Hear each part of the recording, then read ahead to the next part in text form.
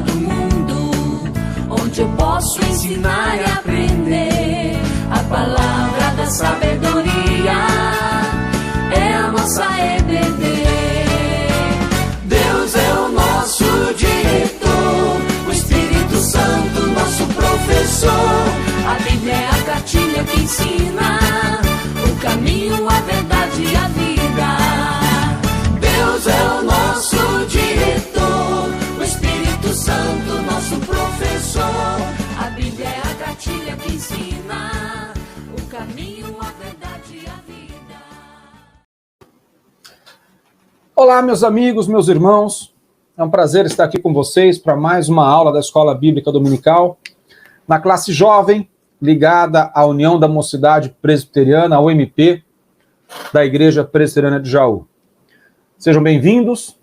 Aqueles que estão assistindo porventura pela primeira vez a nossa aula, nós temos uma playlist disponível no site da nossa igreja e também no YouTube da nossa igreja, onde você pode assistir às aulas anteriores e até mesmo assuntos que nós já estudamos desde o início da pandemia, quando nós iniciamos aqui as aulas online. Nós estamos estudando um tema interessantíssimo, o servo sofredor, a morte da morte na morte e ressurreição de Cristo. É um jogo de palavras formidável. A morte da morte, através da morte, mas também ressurreição de Cristo. Nós estamos estudando uma série de lições que dizem respeito sobre Jesus como o servo sofredor e, a partir da sua crucificação e ressurreição, a morte da condenação eterna, a morte da morte. Nós, hoje, vamos estudar a lição número 7, cujo título é Uma Promessa de Salvação.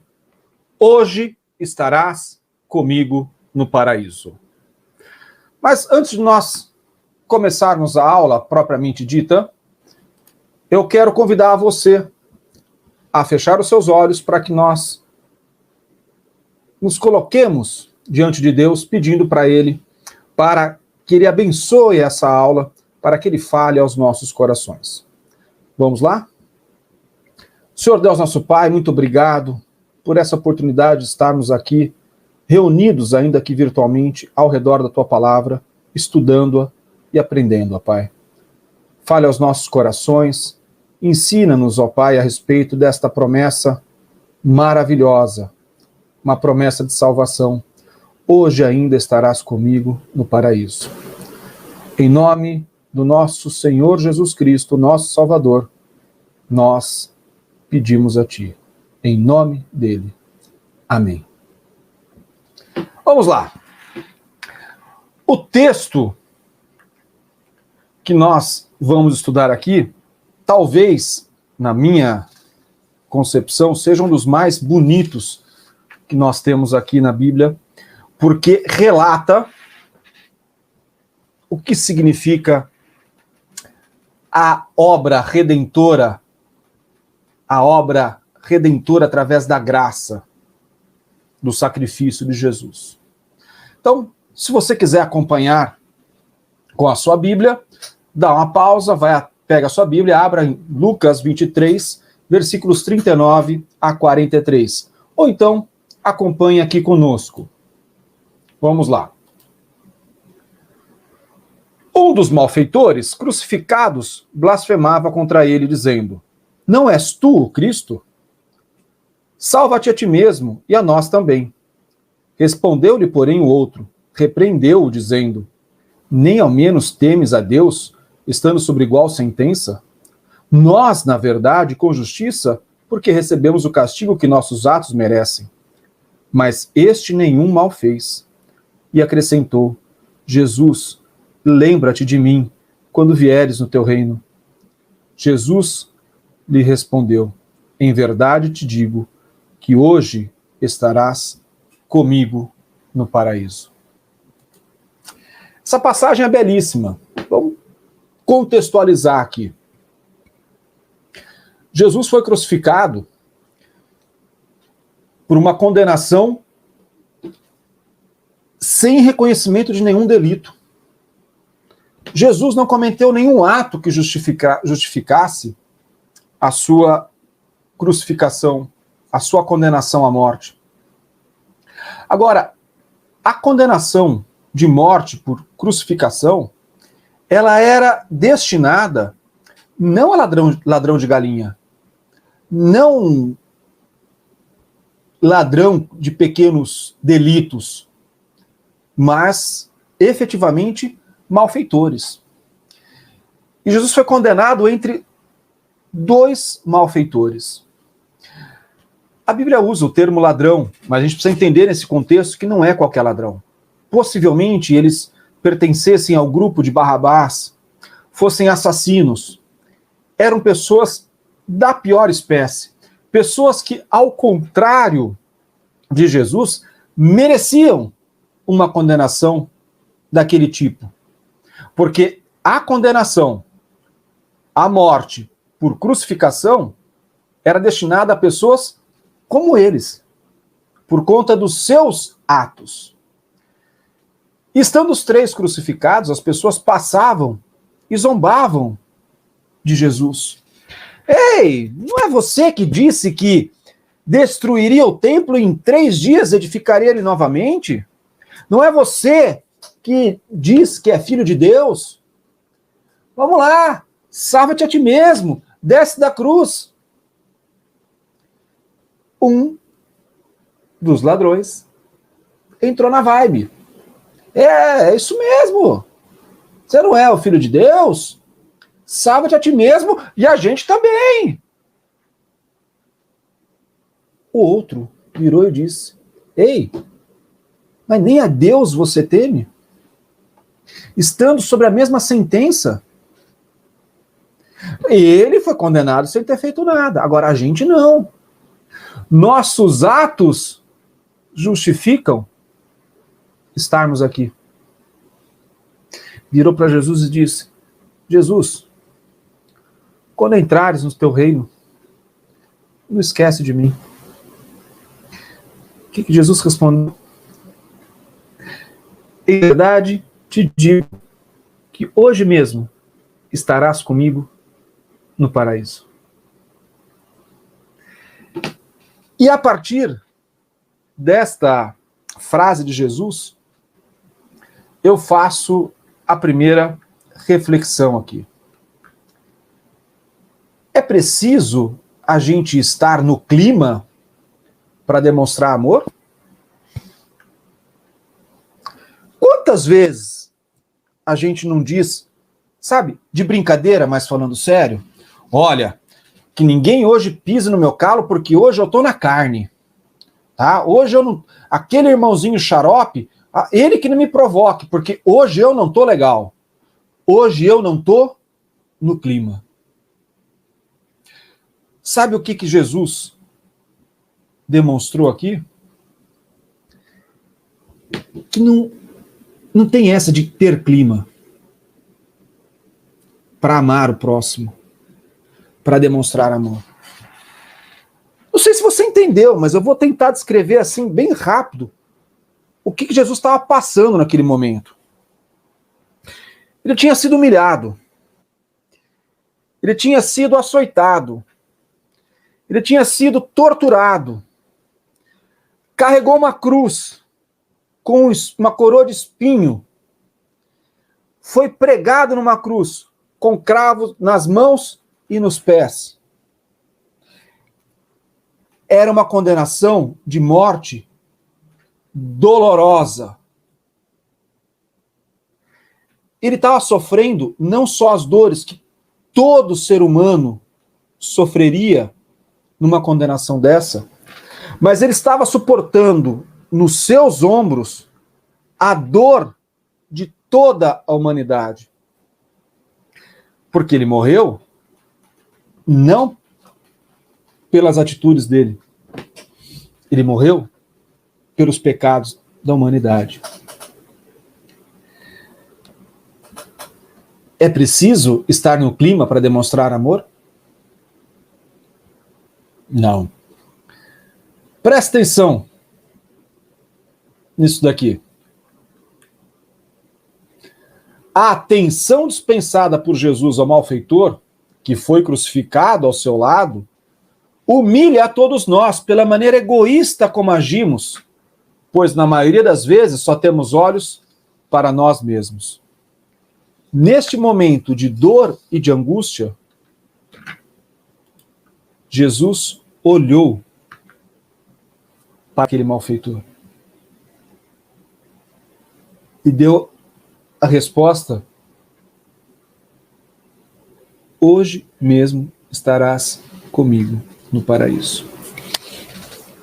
Mas olha só, esse mesmo fato é relatado por vários evangelhos.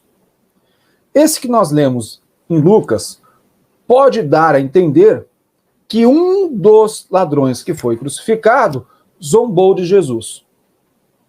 Mas, quando nós vamos lá para Mateus, nós percebemos que, na verdade, os dois, de início, teriam zombado. Teriam não, efetivamente zombaram.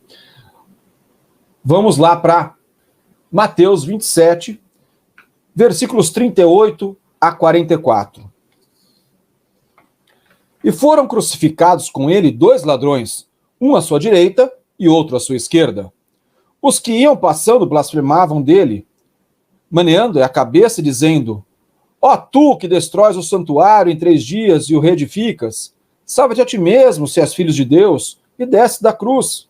De igual modo, os principais sacerdotes, com os escribas e anciãos, escarnecendo, diziam: salvou os outros, a si mesmo não pode salvar-se.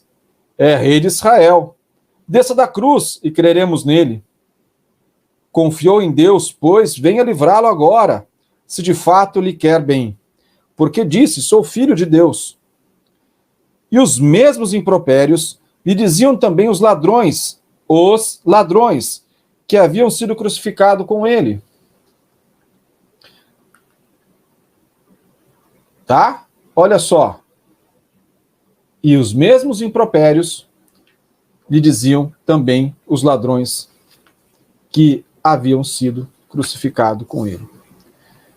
E aí eu vou te fazer uma pergunta. O que aconteceu durante essas 3 horas entre o início da crucificação e a morte de Jesus, que um deles mudou de atitude?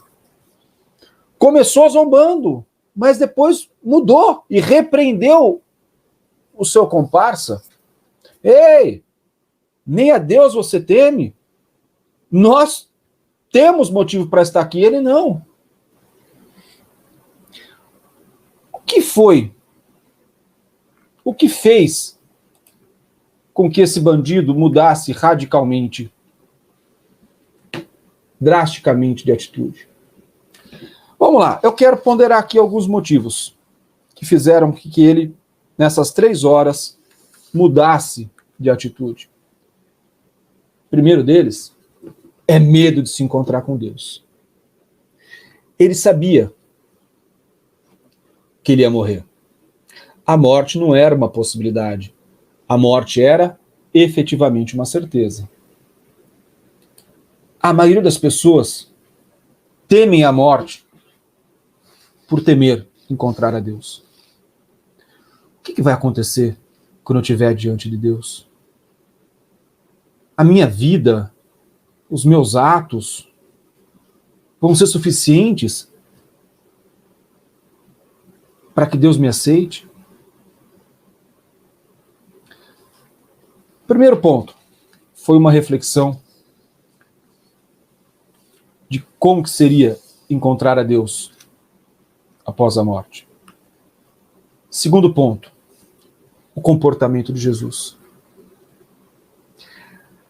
Aquele cara foi crucificado, foi torturado, foi humilhado. Ele está morrendo que nem eu. Mas em vez dele blasfemar contra Deus, ao invés dele se insurgir contra as ofensas que as pessoas, e até mesmo eu estou fazendo para ele, ele não grita como um animal que está sendo morto. Ao contrário, ele está morrendo mudo como uma ovelha. O comportamento de Jesus diante de toda aquela circunstância certamente influenciou aquele homem a mudar a sua atitude em relação a Cristo. Mas olha, tudo isso são circunstâncias externas. Há um fato determinante aqui que fez com que esse ladrão visse Jesus de uma outra forma. É a obra do Espírito Santo. Há uma frase do pastor Cícero que eu acho formidável, que diz o seguinte: nós aqui somos do departamento de marketing. Nós falamos do evangelho. Mas o RH, quem contrata, quem convence, é o Espírito Santo. O Espírito Santo é que converte, promove uma conversão, uma mudança nas pessoas. Olha só, é o Espírito Santo que usa pessoas e circunstâncias para nos convencer do pecado, da justiça e do juízo. É o Espírito Santo que entrou naquele homem e mostrou o pecado que ele tinha. Que pela justiça, aquela morte era uma morte justa, mas aquela morte não pararia aí. Seria uma morte eterna, uma condenação eterna. Mas o Espírito Santo também convenceu do juízo. Que o juízo de Deus é implacável. Somente um advogado como Cristo pode conceder uma absolvição. Sem dúvida alguma, a obra do Espírito Santo foi indispensável ao lado do testemunho de Jesus, para que ele entendesse que ele era um pecador e que Jesus era a única salvação. Vamos lá. Um grande testemunho em um tempo tão pequeno. Tem gente que tem a vida inteira conhecendo Jesus e não dá um testemunho que essa pessoa, que em 3 horas, deu um testemunho formidável. Primeiro ponto, ele admitiu a sua culpa diante de Deus e diante dos homens. Ele reconheceu que ele era pecador e que ele merecia a condenação. Segundo ponto, ele não aceitou que Jesus fosse ultrajado. Ele não aceitou a humilhação de Jesus. Eu tenho uma convicção que ele entendeu que Jesus não tinha culpa, não tinha dolo, mas estava lá por ele. E aí vem o pedido, né? Porque ele confessou Jesus como seu verdadeiro rei. Olha só, mas como assim, Beto? Sim, ele fala para o companheiro dele, né, para o comparsa. Ei, nem a Deus você teme, que está sobre a mesma sentença que nós? Ele não fez nada, mas nós fizemos. E ele não falou para Jesus, viu? Quando o senhor for para sua casa, quando o senhor for para algum lugar, ele fez um pedido bem específico. Lembra-te de mim quando vieres no teu reino. Ele entendeu perfeitamente que aquele mundo em que eles viviam não era o reino de Jesus, mas que a morte não era o fim para Jesus. E ele suplicou, lembra-te de mim quando estiveres no teu reino. Ele entendeu algo que muita gente que conviveu tanto tempo com Jesus, não tinha entendido. A Bíblia é muito clara que os discípulos não tinham entendido ainda, quando Jesus falava de reino, que o reino de Jesus não era aquele reino temporal, não era uma questão de derrubar o poder dos romanos. Alguns discípulos achavam que Jesus tinha vindo para colocar um reinado temporal, político, quando não é nada disso. Após a ressurreição, os discípulos entenderam o que significa o reino de Jesus, o reino dos céus. Naquele momento, aquele ladrão entendeu. E eu quero compartilhar aqui um texto de Calvino, comentando esse episódio. Olha só o que Calvino nos escreveu.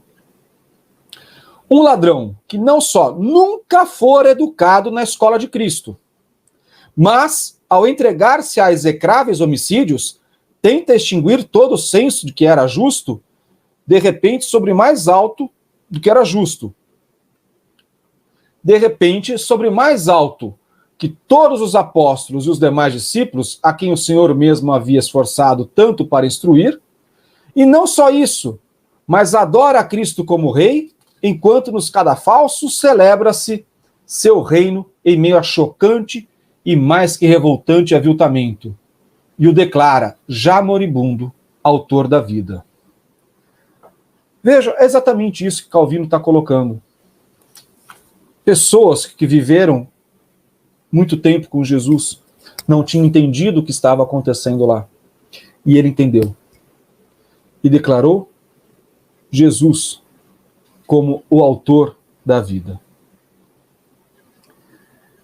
Há uma outra lição aqui que a gente precisa pegar nesse episódio. Há tempo para a graça. Olha a resposta que Jesus deu.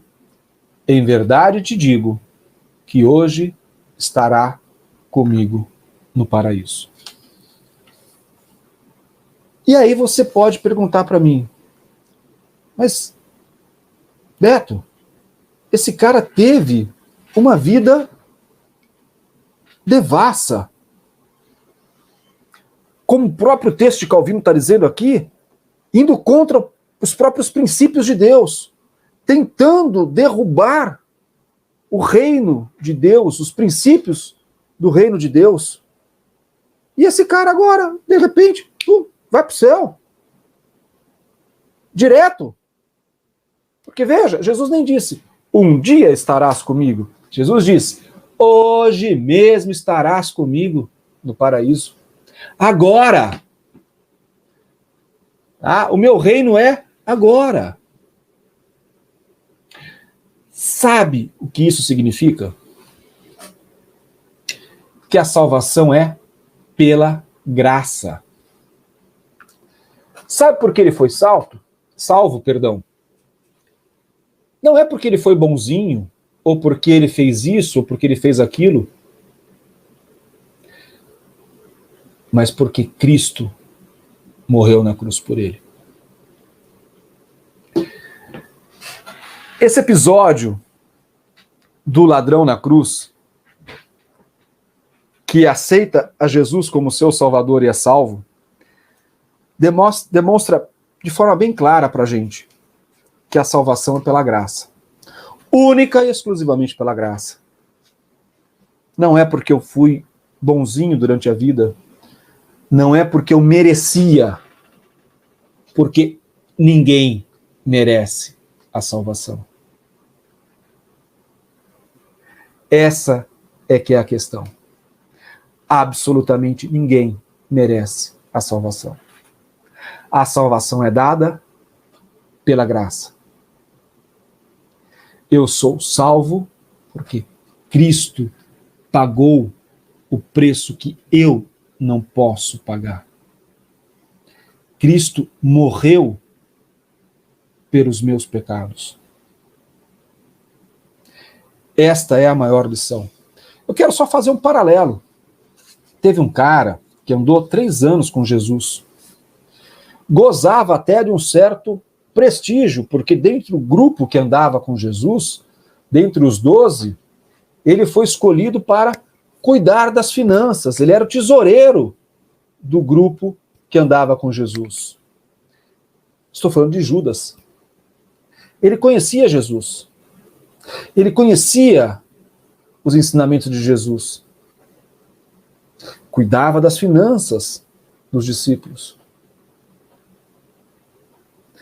3 anos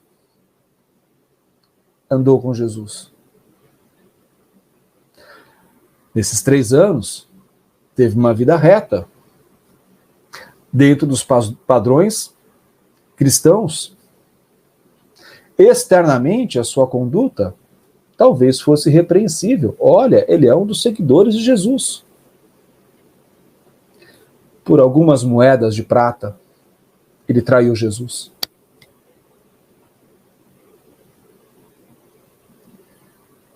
Três horas, esse ladrão na cruz esteve do lado de Jesus. No início, zombando, escarnecendo. 3 horas, ele reconheceu que Jesus era rei, o autor da vida. Ele, ladrão, um pecador, merecedor da condenação. A resposta que ele recebeu de Jesus: em verdade te digo que hoje estarás comigo no paraíso. Entre Judas e esse ladrão, quem merecia ser salvo? Nenhum. Nenhum. Nem eu, nem você. Nós temos 2 malfeitores, 2 ladrões pregados ao lado de Jesus, com 2 destinos diferentes. Um, naquele mesmo dia, estava com Jesus no paraíso. O outro não. A pergunta que eu quero fazer: qual dos 2 ladrões você é?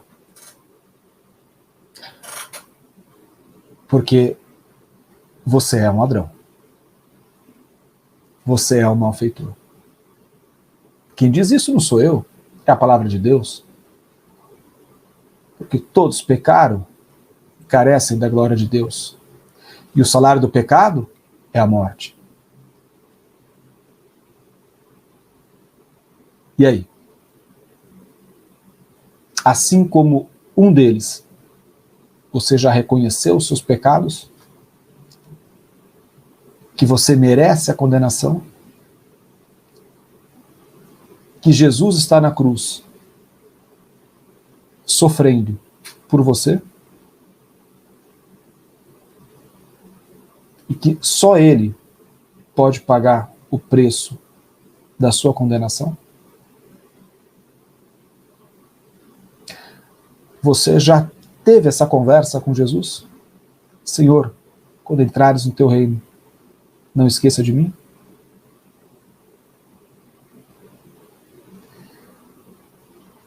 Que Deus nos abençoe e que essa aula de hoje seja reflexiva para a gente entender um pouquinho mais a morte da morte, pela morte e ressurreição de Jesus. Nossa salvação não é uma obra nossa. Não há nada que a gente possa fazer para ajudar Jesus a nos salvar. A obra é toda dele. Deus te abençoe. Você tenha uma semana muito abençoada na presença de Deus. Até a próxima aula.